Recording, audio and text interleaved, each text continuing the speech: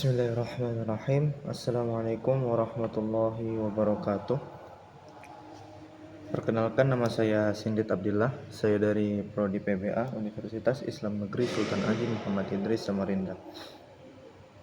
Saya akan mempresentasikan soal dari UAS Filsafat Pendidikan Islam. Soal pertama, berfilsafat termasuk dalam berpikir, namun tidak semua orang yang berpikir itu termasuk berfilsafat. Beri narasi penjelasan pernyataan di atas. Jadi berfilsafat adalah proses berpikir yang lebih mendalam dan sistematis untuk mencari pemahaman tentang konsep-konsep yang berdasar serta kebenaran, keadilan, dan eksistensi semua orang yang berpikir. Mungkin tidak berfilsafat karena berpikir bisa berupa kegiatan sederhana atau praktis. Sementara berfilsafat melibatkan refleksi kritis, argumentasi, dan pencarian yang lebih abstrak dan teoritis tentang masalah-masalah fundamental. Filsafat berfokus pada prinsip-prinsip umum yang mengatur kehidupan dan memahami hakikat realitas yang tidak dapat dicapai dengan berpikir biasa atau hanya berdasarkan intuisi. Yang kedua, pada perkuliahan Anda telah mempelajari hubungan antara filsafat pendidikan dan manusia. Beri penjelasan hubungan tersebut. Filsafat pendidikan dan manusia memiliki hubungan yang erat. Filsafat memberikan landasan teori bagi pendidikan, sedangkan pendidikan berfungsi sebagai media untuk mengembangkan potensi manusia secara menyeluruh. Filsafat membantu kita memahami hakikat manusia, tujuan hidup, dan nilai-nilai yang harus ditanamkan dalam pendidikan. Melalui pendidikan, manusia dapat mengeksplorasi ide-ide dan prinsip-prinsip filsafat untuk membentuk pola pikir yang lebih kritis dan menyeluruh dalam menghadapi kehidupan.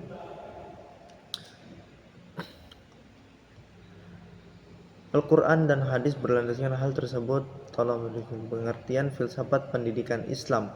Mengapa filsafat pendidikan Islam perlu dikaji? Jelaskan manfaat pembelajaran filsafat pendidikan Islam.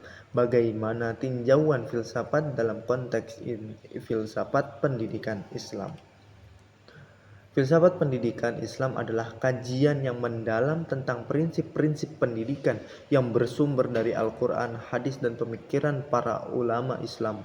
Filsafat ini berfokus pada pengembangan manusia dari secara fisik, mental, spiritual, dan tujuan mencapai sebagaimana dunia dan akhirat. Penting untuk mengkaji filsafat pendidikan Islam karena memberikan dasar yang kuat dalam membentuk tujuan dan metode pendidikan yang sejalan dengan nilai-nilai Islam. Manfaat pembelajaran filsafat pendidikan Islam antara lain untuk memperjelas tujuan pendidikan, meningkatkan kualitas pendidikan sesuai dengan syariat, serta menumbuhkan kesadaran moral dan etika dalam dunia pendidikan. Dalam konteks filsafat pendidikan Islam, tinjauan filsafat membantu menggali cara-cara yang sesuai untuk memadukan akal, wahyu, dan etika dalam pembelajaran. Epistemologi merupakan salah satu komponen filsafat yang berhubungan dengan ilmu pengetahuan, khususnya berkenaan dengan cara, proses, prosedur, dan bagaimana ilmu itu diperoleh.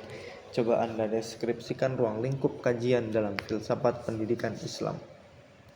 Yang pertama, ontologi, membahas hakikat manusia dan dunia yang dipandang dari perspektif Islam. Hal ini berkaitan dengan tujuan pendidikan untuk memanusiakan manusia seutuhnya. Epistemologi berfokus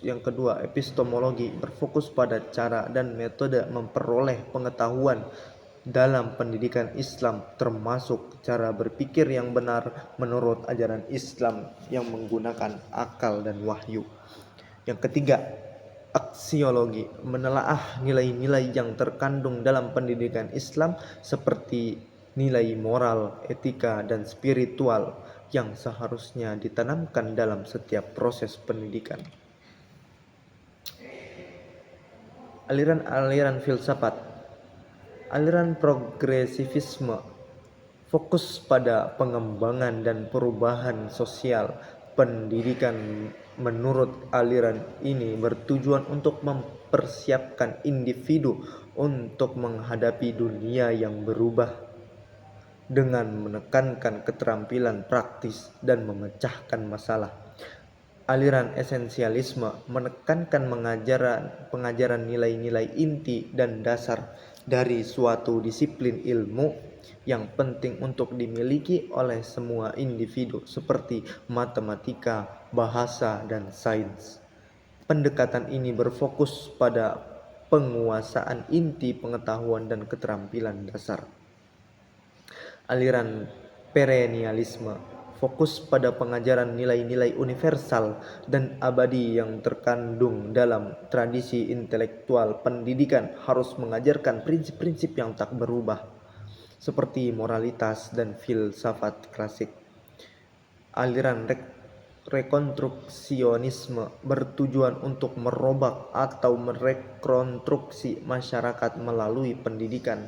Aliran ini menekankan pentingnya bagaimana dalam menciptakan perubahan sosial dan memperbaiki kondisi masyarakat yang tidak adil. Di dalam pendidikan Islam terdapat beberapa tokoh pemikiran pendidikan di antaranya. Dan tolong beri penjelasan karya dan bagaimana konsep pendidikan dari tokoh-tokoh tersebut. Yang pertama, Hasyim Asy'ari, tokoh penting dalam pembaruan pendidikan Islam di Indonesia. Beliau mendirikan Nahdlatul Ulama dan memfokuskan pada pentingnya pendidikan berbasis nilai-nilai keislaman dan moderat yang ramah bagi masyarakat. Beliau berpendapat bahwa pendidikan harus mengarah pada pengembangan moral dan spiritual anak-anak. Abdullah Nasih Ulwan terkenal dengan karya-karyanya dalam bidang pendidikan anak, terutama dalam konteks pembentukan akhlak dan pendidikan karakter. Konsep pendidikan beliau lebih kepada pengembangan potensi anak melalui pembelajaran yang sesuai dengan tuntunan Islam. Az-Zarnuji menekankan pentingnya kedisiplinan dan metode pembelajaran yang efektif serta perlunya seorang guru yang berperan sebagai panutan yang baik dalam karyanya. Beliau mengajarkan bahwa pendidikan bukan hanya soal transfer ilmu, tetapi juga tentang pembentukan karakter. Yang ketujuh, bagaimana konsep pendidikan Islam yang Anda ketahui serta masih relevan? Konsep pendidikan Islam itu ditinjau dari aspek kesejahteraan hidup. Jelaskanlah. Konsep pendidikan Islam berfokus pada pembentukan manusia yang seimbang antara aspek spiritual, intelektual, dan moral. Dalam konteks kesejahteraan hidup, pendidikan Islam mengajarkan pentingnya berbuat baik kepada sesama, memiliki rasa tanggung jawab, dan menekankan kerja keras serta kejujuran. Dalam dunia modern, konsep pendidikan Islam tetap relevan seperti pendidikan individu untuk menjadi pribadi yang berbudi pekerti luhur, produktif, dan berkontribusi dalam kesejahteraan sosial. Data dan fakta menunjukkan bahwa negara-negara dengan tingkat keimanan yang tinggi seperti Indonesia seringkali melibatkan pendidikan berbasis agama dalam menciptakan masyarakat yang lebih berempati dan solidaritas sosial yang tinggi. Mungkin itu saja yang bisa saya sampaikan. Kurang dan lebihnya mohon maaf. Assalamualaikum warahmatullahi wabarakatuh.